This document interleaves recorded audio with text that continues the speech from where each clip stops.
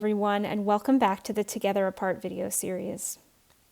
This coming Thursday evening will begin our celebrations of Shavuot.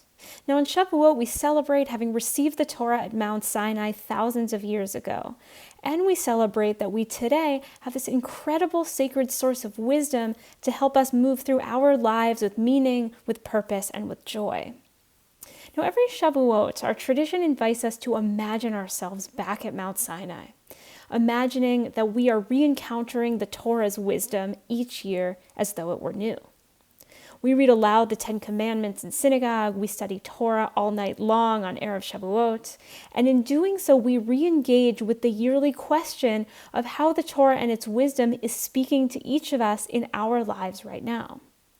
As the world changes around us, and as we change individually, every year we make the spiritual return to Mount Sinai, and we allow the Torah's wisdom to speak to us in where we are in our lives and in our world.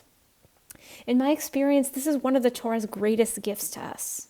That as we move through our lives, through the joys and the doubts and the challenges and the questions that we encounter along the way, the Torah is always right there with something very deep to offer us as we walk our journeys.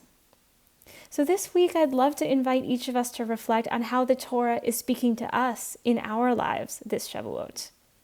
What is one teaching or story or lesson from the Torah or from our textual tradition more broadly that is speaking to you right now in where you are in your life?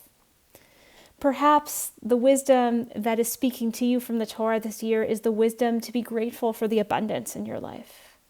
Maybe the wisdom that's speaking to you is that all human beings are made in God's image, and therefore that means that all human beings deserve to be treated with dignity, with respect, and with equality.